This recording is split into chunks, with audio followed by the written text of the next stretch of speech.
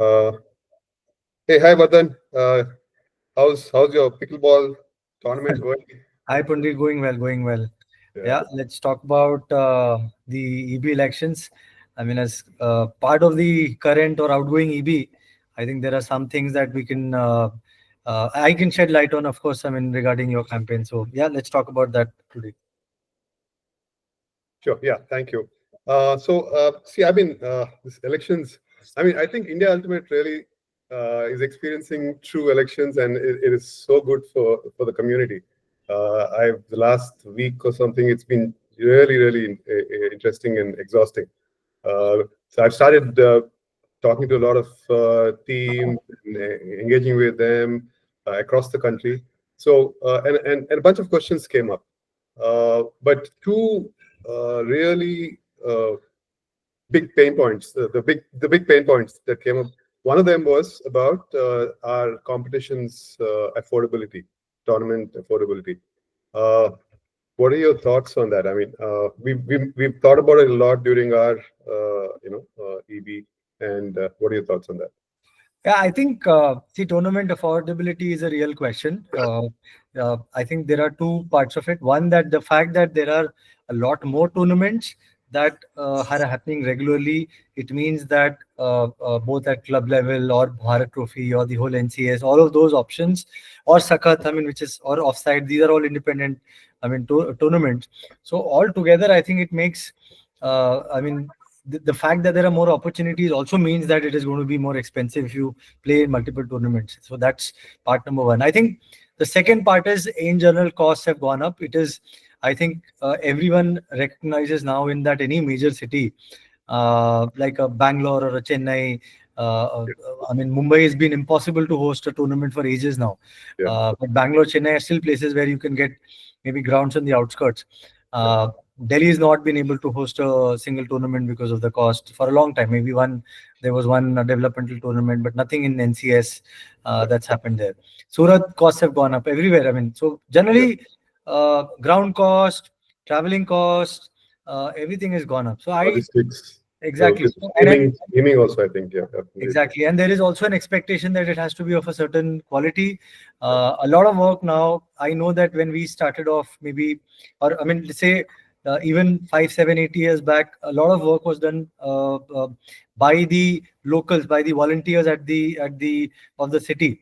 Now a lot of the work is being done by the IU ops team. So all of those costs have added to the tournament cost, and I think that the expectation, yes, is to minimize the cost and not to do any extra spending. But I think that's what has been happening. It's not as if all of uh, and we've seen that budget, like, competitions doesn't net add anything to the to the and to the surplus of IU in any way.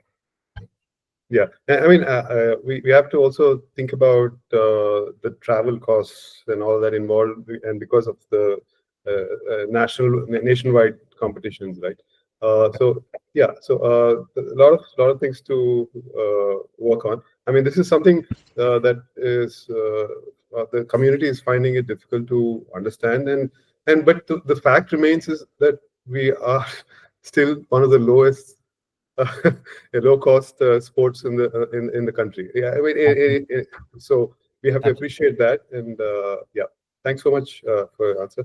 Uh, so the second question, I mean, this is becoming it's kind of becoming a repetitive, burning question and a pain point for some a small segment of the community, but it affects it is visible to the larger community, which is national teams. Yeah. Uh, we deliberated a lot when we were in the EB about how we can increase exposure and how we can go out there and experience the best tournaments, and so we came up with this concept of maximum participation, maximum exposure, Yeah. maximum impact coming back home, going out. So your thoughts on that? No, I think I absolutely. So when we had this discussion, and I know you are very for it, and I am completely with you on this point. I think, I think it is important for for the community, for the ultimate community to grow, there has to be players, different sets of players, as many players as possible. It's not even different, just as many players as possible who get these international opportunities. Now, I think the question is being, or rather, this policy is being misunderstood from the point that this is at the cost of sending best teams or sponsored teams. I think that is something that I want to clarify for the whole community. And I know you're on you. This is you and I are talking as EB. Is that the reality is that sponsorship is very, very difficult to raise for ultimate championships. Even though we have won a string of medals over the last few years, without the government support, government recognition, and without sufficient larger numbers of players, the sponsors are not lining up. And I know we've made a lot of effort. Now, see, this is what, unfortunately, everyone will not know about this, but a lot of efforts has been made by, of course, the EB under you, as well as, of course, the ops team and so many other people to bring in those sponsorships. I mean, we've had conversations with PSUs, with CSRs, with, all of these companies, with sports organizations, all of these people, but it's not come to fruition at this point where we can say that, okay, we have this funding in place. So if there is a choice of, say, not sending a team versus sending a self-funded team and allowing increasing maximum exposure, I think that is what India Ultimate should be doing, irrespective of who's going to be the EB. I mean, what the policy is going to be, that's what it should look like. And I think the community needs to recognize that raising funds is a very, very difficult job. And we need, while we can hope that it will work out, but there is no guarantee that it will. Yeah, I call this the niche sports syndrome. Most niche sports have this challenge, and we will continue to have that till we work through this recognition and all of that. Right. Thanks, Vardan, for clarifying that. And then I want to add, it's not just the players; it's also the coaches, the support staff. The experience when they go out there and meet and see, when they bring back, then player experiences in our domestic circuit improves. And the preparation, the whole, it is. I think it's going to have a long-term impact on the overall growth of the sport in our country. And I think I'm glad we're having the conversation. Couple of more questions. So more about us, the EB. So there is this misconception in the community when I was engaging with them that, hey, you're the president. What have you done? There's this misconception that the president is doing everything, and So I mean, it would be nice if you talk a little bit about how the EB worked and how we shared our responsibilities and roles. Not as a president, you as vice president, and Aditya and Aditi, I think, as a treasurer and secretary. How we shared the roles. Can you shed some light on that? See, I think firstly, everyone needs to understand that the EB's role is primarily a policy making and a decision making role. It's not a full-time operations or a executive role in that sense. While we call it, maybe we should relook at the name executive board, but executive is in the sense that it's a board. I mean, and not that, I think, is the first thing. And obviously, it is a volunteering job. It is not a paid job. And then while I want to bring in that point here that probably you being where you are in your life, you are able to devote so much more time to India Ultimate, and you've been able to do that because you have so much time and experience. I mean, that's come from your professional background. So that, I think, is been fantastic for the EB and for India Ultimate over the last 3 years. A lot of the work happens behind the scenes. All the strategy making, all the conversations with the ops team, policy making decisions, with the committee members, outreach. All of this is, I mean, behind the scenes. I mean, which I know you've been very, very actively involved in. Of course, the EB supported you wherever it can, but I know that amongst the 4 of us, you've been the one who's been able to give it most time, and because you're so passionate about the whole thing, and the fact that you are willing to do this again is also a testimonial to the fact that you have a commitment to the ultimate community. It's no, I mean, I can assure everyone listening that Pundari is not gaining in any financial, or he doesn't need it as a resume point either. I mean, he doesn't have to. He's not applying for any jobs. He doesn't have to do anything. He's not getting in investors for some other venture altogether. So, I mean, he's doing it because for the love of. While he's a relatively recent entrant, I would say relatively only. Now, I think it's still been many years, 6, 7 years at least. Where you 7+ years, yeah. yeah, Almost 8 years, yeah. 8 years, yeah, exactly. So no longer that short. In fact, that uh, you've been part of the EB. I think there is a very strong value for you.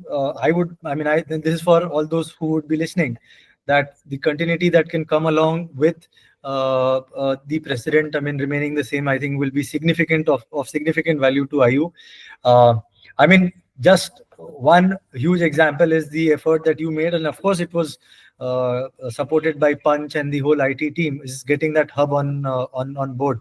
I mean, that's made life so much easier for managing. I mean, tournaments, now payments, now voting, and then it's only going to keep. We're hopefully going to keep adding to things to that as we go along. So now those are the kind of thing that we have to do. Bringing now, of course, the previous term had COVID in it, and it was therefore a very difficult time financially and for the community. So there were losses around that, and because of some commitments from sponsors that didn't work out. But I think that's one thing that the CB is really focused on under your guidance, that to make sure that we are financially sound and we are not losing money because we don't have money to lose as such. I mean, there's no sponsorship, there's nothing that someone has to otherwise pay for it. So I think these are things which have really happened well. Is there much more work to do? I would say yes. I think you will be the first one to say that. Your manifesto says all of that. I think that there is a lot more work to be done, whether it's state recognition, whether it's bringing sponsorship, whether it is grassroots program, all of those things you've talked about.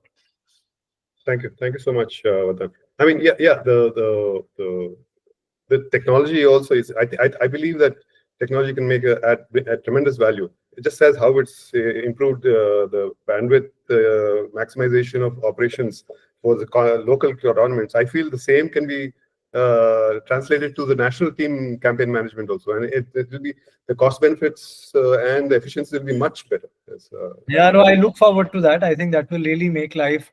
I mean, there is a process, a flow which goes on online for NTC will really make life easier for everyone involved, from the selectors to, of course, the IU team to, of course, players, everyone. I think everyone will benefit from that. So hopefully, I mean, in your term or otherwise, I mean, otherwise we see that happening. I mean, it doesn't matter who's doing it, but that's something that we need to have for IU. Yeah. What are your thoughts on the decision to appoint a new CEO?